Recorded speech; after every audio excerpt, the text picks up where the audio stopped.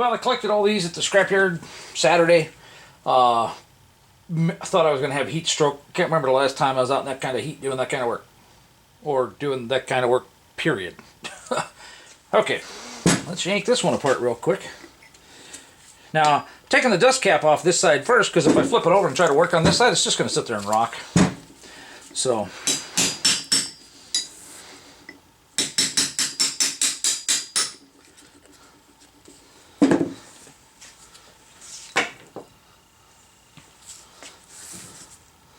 much nicer, huh?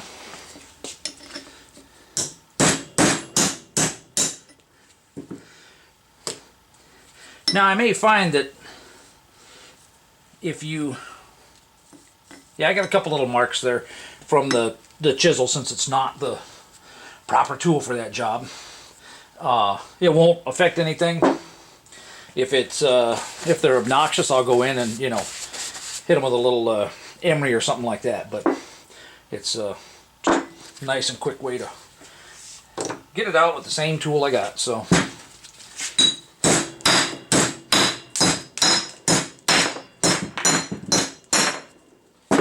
So let's pop the races out. You can take inner or outer out first. It really doesn't matter. There's a much sharper angle getting to the back here, to the bottom, inner bearing. If you take the front one, or the inner, if you take the outer off first, it will buy you a little bit more room. So look at that angle there. That's as good as I can get. Okay. So let's flip this over.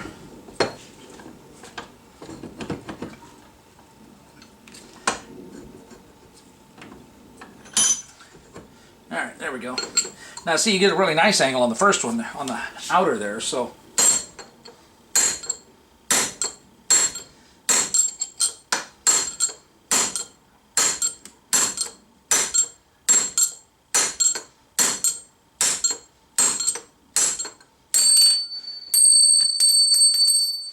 See how much better angle that is? It'll work either way, but.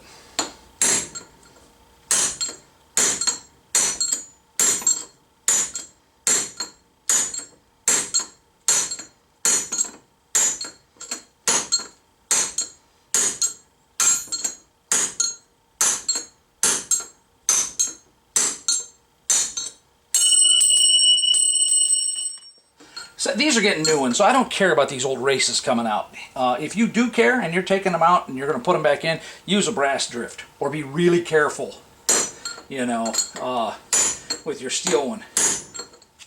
Wire wheeling comes out with a decent finish, but very tedious, really hard to get in here. So I'm going to kind of play between this and then glass beading. This will get the big areas faster and more evenly. Then for the tight spots and that stuff, I may just do it with a glass bead. So either way, it's a pain in the butt.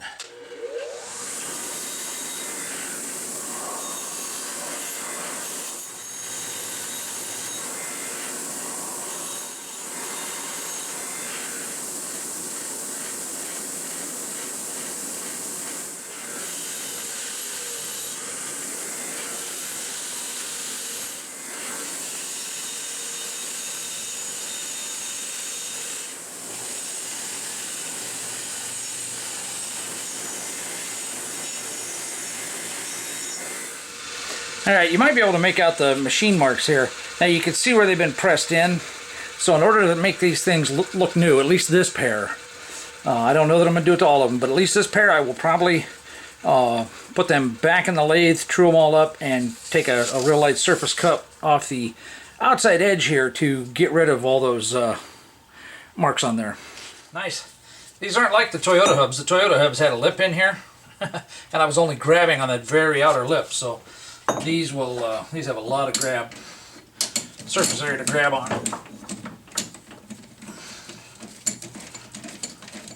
Compared to the Toyotas.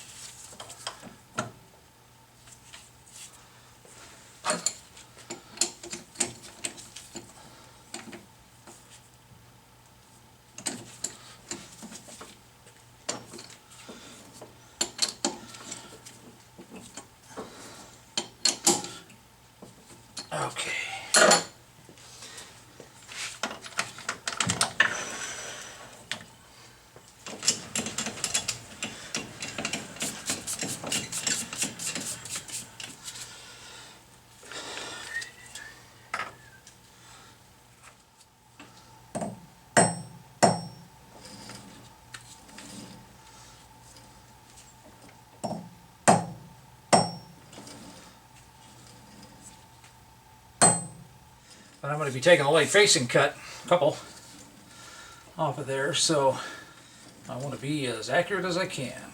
We're within a half thou. And I'm checking to here because this is where it's going to sit on the spindle. So that way if there's any bend or warp or anything like that in this hub, I'm going to cut that out of it now.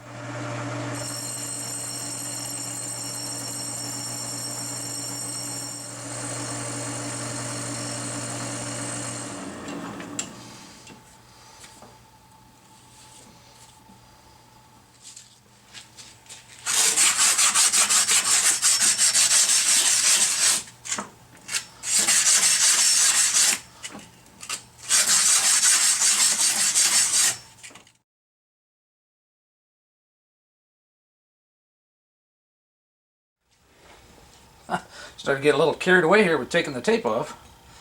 Yeah, amazing. No gloves, huh? Royal pain in the butt to work with tape with gloves on, but I do it a good bit of the time. But in this case, no. So far, I'm really pleased with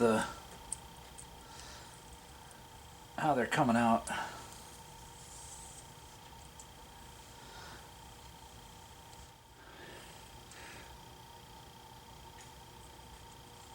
Oh, it says I'm out of battery. Okay, I guess I better switch batteries and get started again. Okay, now this is just Van Sickle tractor paint. I just rattle canned it. I've used it before. It really comes out nice. Now in a few days this will dry even more and shrink, and over a period of time it won't be quite as shiny. But right off the bat though, it's some really nice paint. And here you go. I happen to have it sitting here. So when my buddy first told me about it, because you can buy this at Coastal. It's the only place I've seen it around here. Coastal Farm Supplies. Anyway, you can buy it in quarts and gallons and stuff like that, and it uses naphtha as its reducer, and you can get the hardener. So it's a very cheap way to paint stuff. I mean, it's tractor paint, literally. You know, so it's got to be pretty tough and everything like that. And if you get it with a hardener, you could paint a car with it. And all right, another quick little clipper. Plugging the lug holes. Okay, I taped off the backside here so I wouldn't get any down inside where the threads are. Painting from this side, there's no threads in the bottom, in the top 3/8 of an inch of hole here, or whatever. But I didn't want to get paint in the where the studs go. Okay, so I use two different things. I've got these silicone tapered plugs, and you know the silicone doesn't let the paint stick to it, so it doesn't take a whole lot to get the paint back off. But basically I just put them in there and wedged them in. Now these are Harbor Freight's, and I don't think they sell them anymore. It was a silicone plug set that they had for powder coating. Might be something you can get online through Harbor Freight. They don't carry them in the stores anymore. But anyway, they worked out real nice. I just kind of pulled them through like that, sprayed both sides, and then you can literally just pull them right through to get them back out. Had there been threads up here that needed to be kept clean, I could have done the same thing with a smaller plug and plugged those. If I wanted paint on the where the brake rotor mounts, you know, I could have put them on the backside here too. But that registers to the rotor pretty tightly, pretty close, and painting it would have made it a pain to get the rotor on. So that's why I didn't paint that part. All right, as long as we're doing parts, these are the lug studs. Okay, now I have a whole bunch more coming from Rock Auto, like 100 of them or something like that. These were close to $2 a piece or something like that. I got these locally at the parts store Connects. And the M on the end, if you can see it, that lets you know it's a metric stud. Well, I put one in with the press, and even though I stuck it on like a piece of rubber, it's still, you know, because of the amount of force and that stuff, still went in and kind of messed up the paint. So these two I did just by putting them in with a hammer. with it sitting on my lap. And that one came out okay. This one starts getting a little buggered up from the... That one starts getting a little buggered up from the hammer marks and that stuff. So what I thought was, let's try this.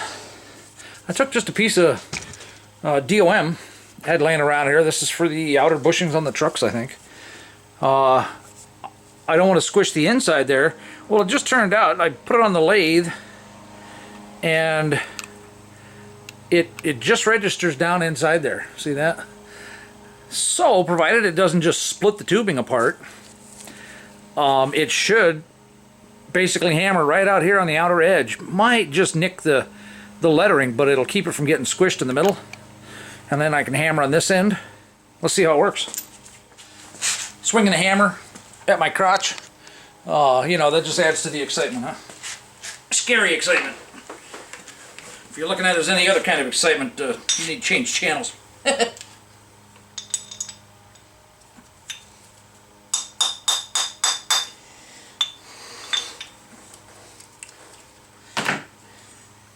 Let's do it out there. Maybe that'll, if anything, it'll make it a little easier to hold the tubing.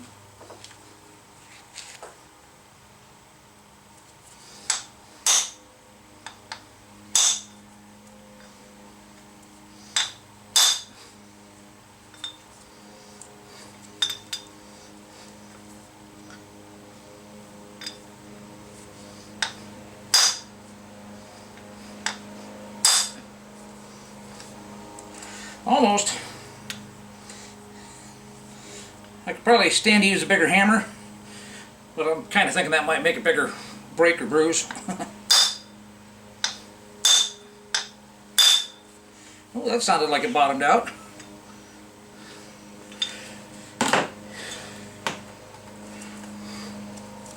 Nice. No marks. It's in straight. It's in all the way.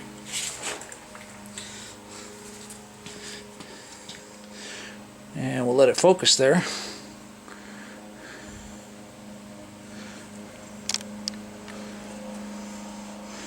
And there's no discernible mark there saying how I pushed that in. Because it almost looks like there's a little ring around the outside. But if you look at the first one I did with the press, it shows that exact same ring. Alright, I'll just sandblast them and not bother doing any of the painting, because the reality is they come out of the factory with no paint on them anyway. So, that's probably what I'll do, and then guys can paint them whatever color they want. And that's if I even bother to do any more of these. But they came out looking pretty nice, huh?